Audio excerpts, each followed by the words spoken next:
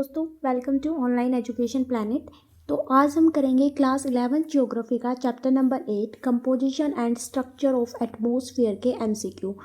ये एमसीक्यू के थ्रू जो है हम कंप्लीट चैप्टर कर लेंगे एनसीईआरटी का। जो बच्चे टीसीटी सोशल साइंस की तैयारी कर रहे हैं या फिर पीसीटी ज्योग्राफी की तैयारी कर रहे हैं तो उनके लिए ये क्लास बहुत ही हेल्पफुल रहेगी। इसमें मैंने मोस्टली प्रीवियस ईयर क्वेश्चन डाले हैं जो कि अलग अलग एग्जाम में पूछे गए हैं, जैसे HTET, DSSP, KVS, NVS, EMRS। तो आपको कोई भी क्वेश्चन जो है इस चैप्टर से बाहर नहीं आएगा। तो इससे पहले जो है मैंने 7 क्लास कंप्लीट करा दी है, जिसका लिंक आपको डिस्क्रिप्शन बॉक्स में मिल जाएगा। आप वहाँ से जो है पहले की क्लासेस देख सकते हो। देखो, चैप्टर पढ़ना अलग बात होता है। जब तक आप उसके MCQ या फिर प्रीवियस ईयर क्वेश्चन जो है अटैम्प्ट नहीं करोगे तो आपको नहीं पता चलेगा कि एग्ज़ाम का लेवल कैसे आता है और किस तरह आप जो है क्वेश्चन के साथ डील कर सकते हो। तो आइए स्टार्ट करते हैं फर्स्ट क्वेश्चन के साथ। सबसे पहले आप जो है इस चैप्टर के अंतर्गत एटमॉस्फेयर के बारे में पढ़ोगे, ठीक है। तो पहले हम जान लेते हैं कि एटमॉस्फेयर क्या होता है, वातावरण क्या होता है। एटमॉस्फेयर जो है अलग अलग गैसों का मिश्रण है जो कि हमारी अर्थ को चारों ओर से घेरा हुआ है, यानी इसे जो है हम एनवलप बोल सकते हैं। एक तरह का आवरण है जो हमारी पृथ्वी को चारों ओर से घेरा हुआ है और जो हार्मफुल गैसेस होते हैं उनसे जो है ह्यूमन बींग्स को या फिर जो भी लिविंग ऑर्गेनिज्म होते हैं उनको बचाता है। एटमॉस्फेयर से ना तो अर्थ पर ज़्यादा टेम्परेचर होता है, ठीक है, और ना ही बहुत ही कम टेम्परेचर होता है। यानी ना तो अर्थ ज़्यादा ठंडी होती है ना ही अर्थ ज़्यादा गर्म होती है। यानी एक बैलेंस बनाकर जो है एटमॉस्फेयर जो है पृथ्वी पर एक बैलेंस बनाता है। तो आइए स्टार्ट करते हैं। अब हमें चैप्टर पता होना चाहिए कि इसके अंतर्गत हम क्या पढ़ेंगे। तो फर्स्ट क्वेश्चन है हमारा, above the earth's surface 99% of the total atmospheric mass is confined within first। यानी पृथ्वी की सतह के ऊपर कुल वायुमंडलीय द्रव्यमान का 99% भाग निम्नलिखित में सीमित है। यानी जो हमारा एटमॉस्फेरिक मास क्या होता है, यानी हवा के बड़े बड़े पैकेट्स। तो क्वेश्चन में पूछा है कि 99% जो हमारा एटमॉस्फेरिक मास है वो अर्थ सरफेस के कितनी हाइट तक आता है। तो आप सबको पता है ये कितने किलोमीटर तक है, 32 किलोमीटर की हाइट तक जो है हमारा 99% जो है एटमॉस्फेरिक है, ठीक है। नेक्स्ट क्वेश्चन पर चलते हैं। नेक्स्ट क्वेश्चन है हमारा, विच one of the following is not a component of atmosphere. निम्नलिखित में से कौन सा वायुमंडल का घटक नहीं है। ऑप्शन देखते हैं, टेम्परेचर, गैसेस, वाटर वेपर और डस्ट पार्टिकल्स। देखो, आप सबको पता है जो हमारा एटमॉस्फेयर है, जो वातावरण है, वो किस चीज़ से बना है, गैसेस से बना है, वाटर वेपर यानी जल वाष्प से बना है, डस्ट पार्टिकल यानी धूल कण से बना है। तो हमारा इसमें नोट पूछा था तो टेम्परेचर से नहीं बना है, तो हमारा ऑप्शन नंबर ए जो है ठीक हो जाएगा। नेक्स्ट क्वेश्चन पर चलते हैं। नेक्स्ट क्वेश्चन है, which one of the following gases is transparent to incoming solar radiation and opaque to outgoing terrestrial radiation. निम्नलिखित में से कौन सी गैस आने वाले सौर विकिरण के लिए पारदर्शी और बाहर जाने वाले स्थलीय विकिरण के लिए अपारदर्शी है। पहले हम समझ लेते हैं कि सोलर रेडिएशन क्या होता है और टेरेस्ट्रियल रेडिएशन क्या होता है। फॉर एग्जांपल, ये हमारा अर्थ सरफेस है, जो सन से डायरेक्ट जो भी सन रेज आती है उन्हें हम क्या बोलते हैं, सोलर रेडिएशन यानी सौर विकिरण। क्या बोलते हैं, सोलर रेडिएशन। और जो सरफेस से सन की तरफ वापस जाते हैं उन्हें हम बोलते हैं टेरेस्ट्रियल रेडिएशन यानी स्थलीय विकिरण। जब सन से जो रेज जो धरती पर आती है तो ये ट्रांसपेरेंट होती है, आसानी से आ जाती है, लेकिन जाते वक्त जो है ये जो है कुछ पार्ट जो है एब्जॉर्व कर लेते हैं। यानी जो हमारी अर्थ है वो कुछ पार्ट जो है स्थलीय विकिरण का एब्जॉर्व कर लेते हैं, ठीक है, जिससे जो है यहाँ पर पृथ्वी पर ग्रीन हाउस इफेक्ट होता है। ठीक है, क्या होता है, ग्रीन हाउस इफेक्ट होता है। और कौन सी गैस होती है इसके अंतर्गत, वो होती है हमारी कार्बन डाइऑक्साइड। देखो, दोबारा समझा देती हूँ मैं आपको क्योंकि इम्पोर्टेंट है। देखो, सन से जो भी हमारी रेज आती है धरती पर वो डायरेक्ट आती है, ठीक है, कोई भी रुकावट नहीं होती है, इसे हम सोलर रेडिएशन बोलते हैं। लेकिन जब ये धरती से वापस जाती है इसे हम क्या बोलते हैं, टेरेस्ट्रियल रेडिएशन बोलती है। जब ये धरती से वापस जाती है तो जो हमारी धरती होती है वो इसको एब्जॉर्व कर लेती है, ठीक है, यानी इस ऊर्जा को रोक लेती है, जिससे हमारी जो भी हमारा सरफेस होता है इससे जो है हीट यानी गर्म एनर्जी जो है प्रोड्यूस होती है। फॉर एग्जाम्पल आप देखोगे जो गर्मियों में गाड़ी जब खड़ी रहती है तो उसके अंतर्गत बहुत ज़्यादा हीट हो जाती है। वो क्यों होती है, क्योंकि सन की रेज जो है डायरेक्ट धरती पर पड़ती है, तो उसके जब गाड़ी पर वो डायरेक्ट सन रेज पड़ेगी और जब ये वापस जाएगी तो जो हमारी कार्बन डाइऑक्साइड गैस होती है वो उसको रोक लेती है, ठीक है, यानी उसका कुछ भाग जो है रोक लेती है, जिससे जो है इसके अंतर्गत बहुत ज़्यादा हीट उत्पन्न हो जाती है, ठीक है। इसी को हम क्या बोलते हैं, ग्रीन हाउस इफेक्ट भी बोलते हैं, यानी कार्बन डाइऑक्साइड गैस ही जो है ग्रीन हाउस इफेक्ट के लिए जिम्मेदार रहती है, ये भी आपको याद रखना है। नेक्स्ट क्वेश्चन पर चलते हैं। नेक्स्ट है हमारा, at which one of the following height the availability of oxygen in the air become almost negligible। निम्नलिखित में से किस ऊंचाई पर हवा में ऑक्सीजन की उपलब्धता लगभग नगण्य हो जाते, यानी यहाँ पर हमसे पूछा है कि एटमॉस्फेयर के अंतर्गत जो ऑक्सीजन की मात्रा है वो बिल्कुल ना के बराबर हो जाती है, किस हाइट के ऊपर, 140 किलोमीटर, 160 किलोमीटर, 100 किलोमीटर या फिर 120 किलोमीटर। तो हमारा आंसर हो जाएगा 120 किलोमीटर पर जो ऑक्सीजन की मात्रा है वो बिल्कुल ना के बराबर हो जाती है। एक बात आपको और ध्यान रखनी है, जो कार्बन डाइऑक्साइड और जो वाटर वेपर है यानी जल वाष्प है वो 90 किलोमीटर तक पाए जाते हैं, ठीक है, ये भी आपको याद रखना है। नेक्स्ट क्वेश्चन पर चलते हैं। नेक्स्ट है हमारा, consider the following constituent gases of the atmosphere. तो यहाँ पर हमें बताना है कि कौन सी गैसेस जो है कितनी पाई जाती है एटमॉस्फेयर के अंतर्गत। देखो, argon, neon, helium, carbon dioxide. क्या दिया है, which of the following correct descending sequence of the above gases in term of the volume percentage, यानी हमें गैसेस जो है डिसेंडिंग के अंतर्गत लगानी है। पहले जो सबसे ज़्यादा गैस पाई जाती है, फिर उससे कम, फिर उससे कम, फिर इससे कम, ठीक है। तो हमें कौन कौन सी गैसेस दी गई है, आर्गन दी है, तो यहाँ पर हम लिख लेते हैं क्या दी है, आर्गन दी है, नियोन दी है, हीलियम दी है और कार्बन डाइऑक्साइड दी है। तो पहले मैं आपको बता देती हूँ गैसेस के बारे में। सबसे ज़्यादा जो एटमॉस्फेयर में गैस पाई जाती है वो क्या कौन सी पाई जाती है, नाइट्रोजन पाई जाती है। कितने परसेंट, 78%। आपको याद रखना है क्योंकि कई बार पूछ लेते हैं सबसे ज़्यादा गैस कौन सी पाई जाती है, नाइट्रोजन। अगर इनकी बात करें हम तो सबसे ज़्यादा कौन सी पाई जाती है, आर्गन पाई जाती है, फिर कार्बन डाइऑक्साइड पाई जाती है, फिर नियोन और उसके बाद हीलियम।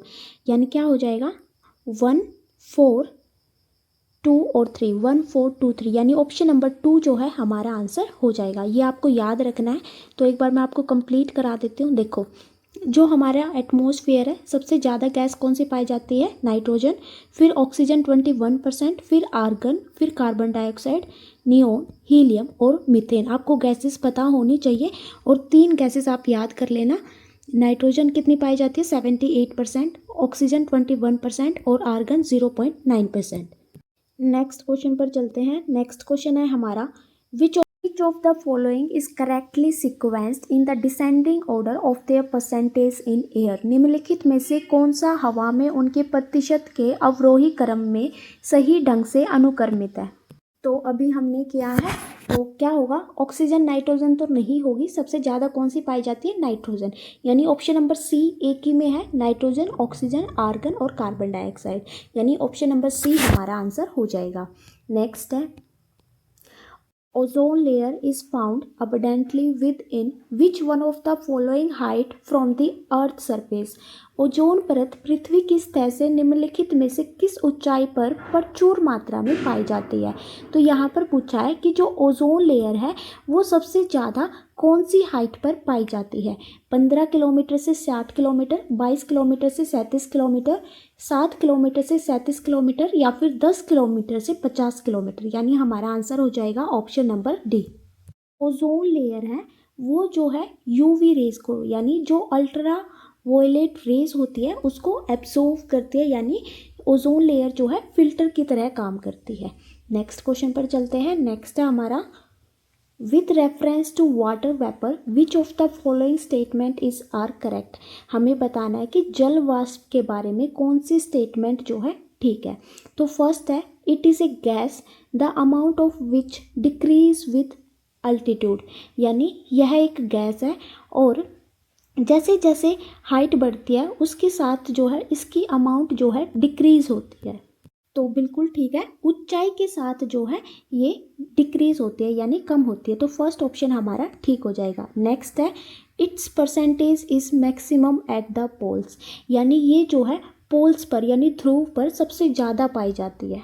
तो ये जो है गलत हो जाएगा, क्योंकि मैंने अभी आपको बताया कि जैसे जैसे मान लो इक्वेटर पर जो है ये सबसे ज़्यादा पाए जाते हैं ये जल वाष्प, और जैसे जैसे आप पोल्स की तरफ जाओगे तो ये इनमें जो है कमी आने लगती है, यानी ये डिक्रीज होने लगते हैं। तो सेकंड हमारा गलत हो जाएगा। नेक्स्ट पॉइंट देखते हैं, water vapour also decrease from the equator towards the pole. भूमध्य रेखा से ध्रुवों की ओर जल वाष्प भी घटता है। तो मैंने अभी आपको बताया, जब आप इक्वेटर से पोल की तरफ जाओगे तो जो जल वाष्प है, वाटर वेपर है, वो कम होता है। ठीक है, तो इसमें हमें बताना था कि कौन सी स्टेटमेंट जो है ठीक है। तो सेकंड हमारी गलत थी, फर्स्ट और थर्ड स्टेटमेंट हमारी बिल्कुल ठीक है जल वाष्प के बारे में, यानी हमारा आंसर हो जाएगा फर्स्ट एंड थर्ड, यानी ऑप्शन नंबर फर्स्ट।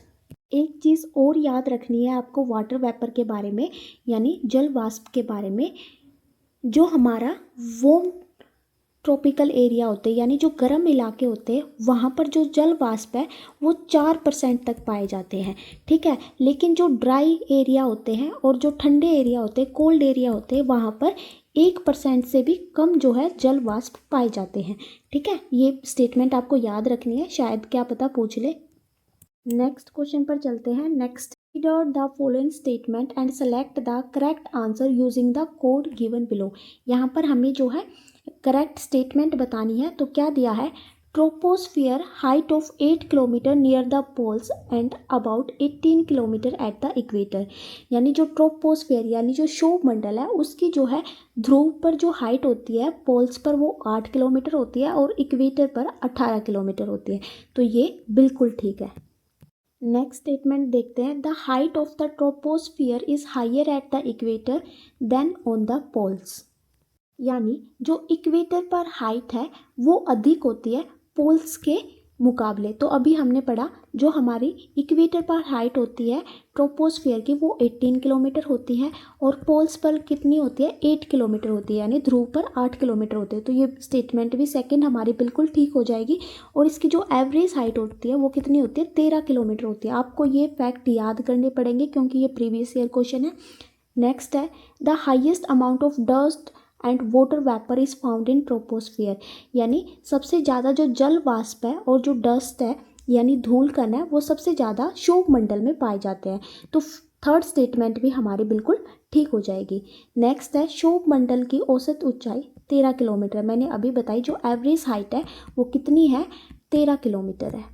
तो सारी स्टेटमेंट जो है हमारी ठीक हो जाएगी। यहाँ पर हमने पढ़ा क्षोभ मंडल के बारे में यानी ट्रोपोस्फियर के बारे में। क्या पढ़ा कि इसकी जो हाइट होती है इक्वेटर पर वो सबसे ज़्यादा होती है 18 किलोमीटर तक, पोल्स पर इसकी हाइट जो है 8 किलोमीटर होती है, एवरेज हाइट इसकी 13 किलोमीटर होती है, और जितने भी मौसम से संबंधित जो भी चीज़ें होती है वो इसी जो है लेयर्स के अंतर्गत होते हैं, जैसे वेदर, क्लाइमेट चेंज, तो सभी चीज़ें किसके अंतर्गत होती है ट्रोपोस्फियर के अंतर्गत होती है। तो इसका जो आंसर हो जाएगा वो क्या हो जाएगा, ABCD ऑल आर करेक्ट, यानी option number fourth. Next question पर चलते हैं। नेक्स्ट है हमारा, which of the following statement is correct regarding the distribution of water vapour in the atmosphere.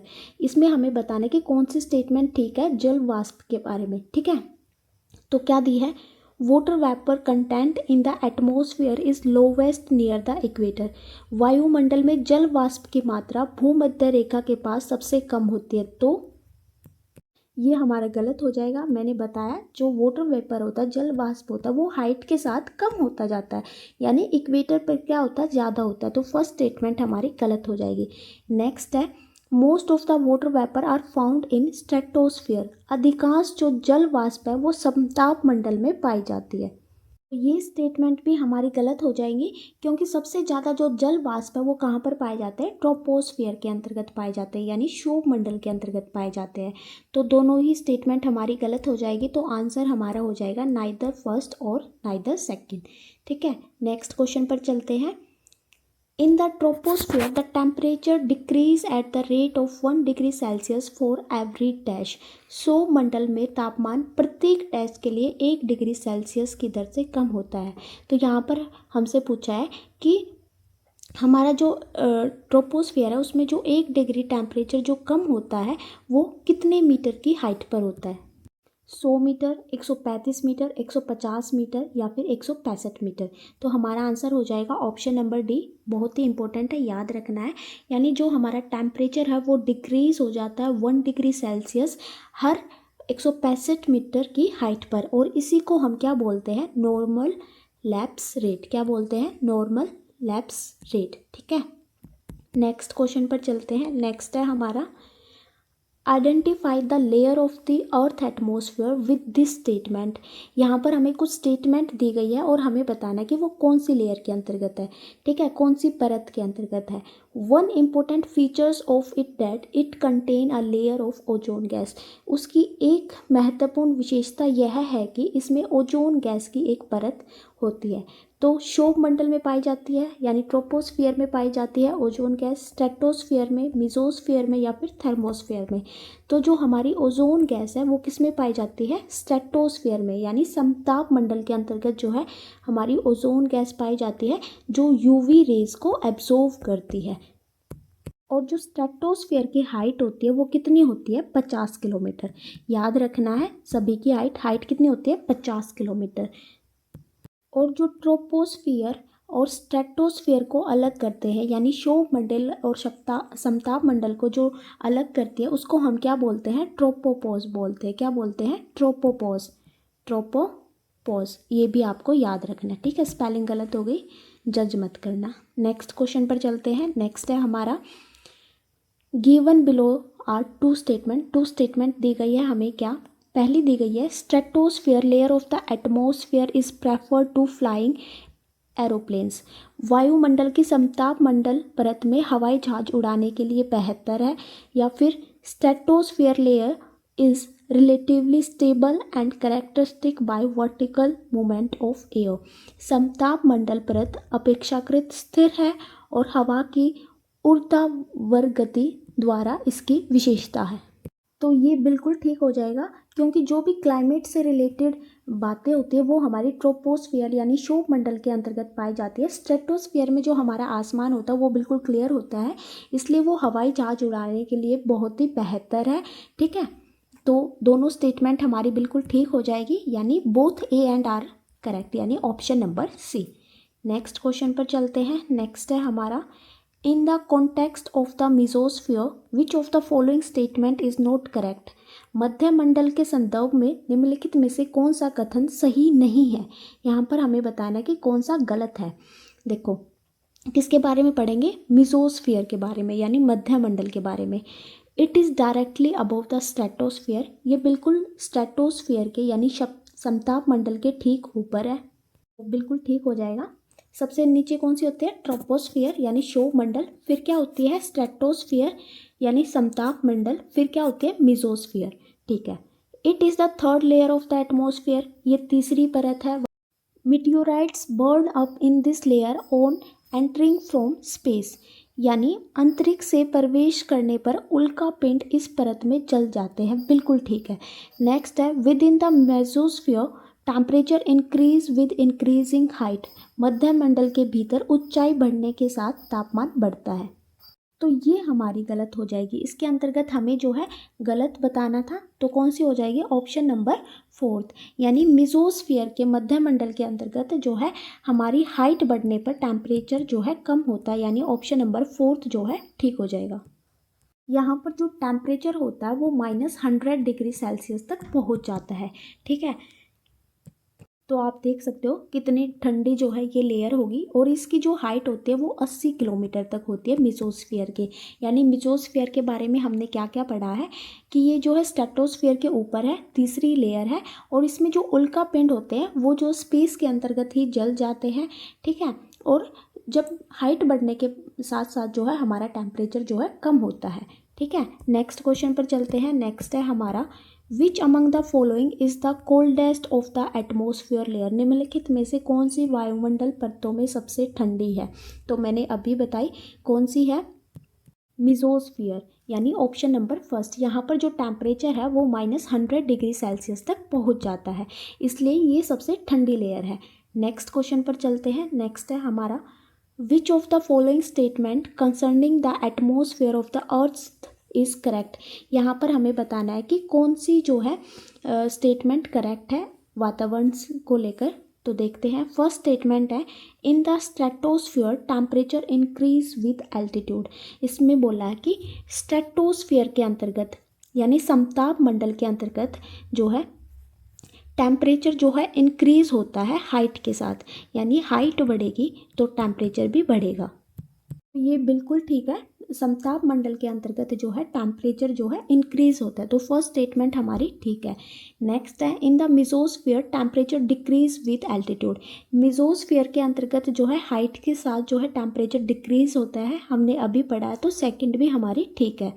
Next है the lowest temperature of the atmosphere is recorded in the upper part of the mesosphere. यानी वायुमंडल का सबसे कम तापमान मध्यम मंडल के ऊपरी भाग में दर्ज किया जाता है, तो ये स्टेटमेंट भी हमारी बिल्कुल ठीक है, हमने अभी पढ़ा था। नेक्स्ट है the tropopause is an isothermal zone.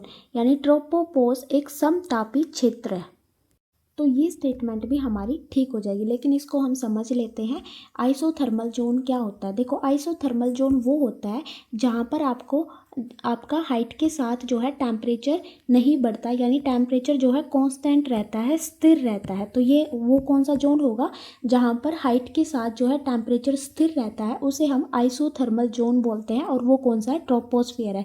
यानी सारी स्टेटमेंट हमारी ठीक है, तो हमारा आंसर हो जाएगा ऑप्शन नंबर 4। नेक्स्ट है which of the following statement are correct about the ionosphere. तो यहाँ पर हमें बताना है कि कौन सी स्टेटमेंट करेक्ट है आइनोस्फियर के अंतर्गत, यानी आयन मंडल के अंतर्गत। देखो फर्स्ट स्टेटमेंट है this layer is located between 80 kilometre and 400 kilometre and is an electrically charge layer. यानी क्या दिया है, हिंदी में पढ़ लेते हैं। यह परत 80 किलोमीटर और 400 किलोमीटर के बीच स्थित है और यह विद्युत अवशोषित परत है। तो ये स्टेटमेंट हमारी बिल्कुल ठीक है। जो हमारा आयन मंडल है, आइनोस्फियर है, वो 80 किलोमीटर से 400 किलोमीटर के बीच में पाया जाता है। Radio wave transmitted from the earth are reflected back to the earth by this layer. यानी यहाँ से जो है रेडियो वेव्स जो है रिफ्लेक्ट बैक करती है आइनोस्फियर के अंतर्गत, तो सेकंड भी हमारी बिल्कुल ठीक है। नेक्स्ट है इट अबव द मीजोपोज। ये जो है मेसोपोज के ऊपर है, तो सारी स्टेटमेंट हमारी बिल्कुल ठीक हो जाएगी। आपको इसके अंतर्गत क्या याद रखना है, जो आयन मंडल है वो 80 से 400 किलोमीटर तक पाया जाता है, और इसमें जो है रेडियो वेव्स को रिफ्लेक्ट करता है हमारा आयन मंडल, यानी इसमें जो है चार्ज पार्टिकल पाए जाते हैं। तो हमारी सारी स्टेटमेंट ठीक है, तो हमारा आंसर हो जाएगा ऑल ऑफ द अबव, यानी ऑप्शन नंबर 3। नेक्स्ट है identify the layer of the atmosphere from the features given below. यहाँ पर हमें कुछ फीचर्स विशेषताएं दी हैं, हमें बताना है कि वो कौन सी लेयर है। पहला क्या दिया है, the temperature rise very rapidly with increase height in this layer. यानी हाइट बढ़ने के साथ साथ जो है टेम्परेचर जो है उसके अंतर्गत बढ़ता है, ठीक है। फिर क्या दिया है, this layer help in radio transmission. यानी ये जो लेयर है, ये परत है, वो रेडियो प्रसारण में मदद करती है। तो हमने अभी अभी पढ़ा है कौन सी लेयर है ऐसी, वो है हमारी आइनोस्फियर। तो इसमें आइनोस्फियर ऑप्शन नहीं है, तो आइनोस्फियर किसका पार्ट होती है, थर्मोस्फियर का। तो हम किसके साथ जाएंगे, ऑप्शन नंबर 3 यानी थर्मोस्फियर के साथ जाएंगे, ठीक है, यानी तापमंडल के साथ।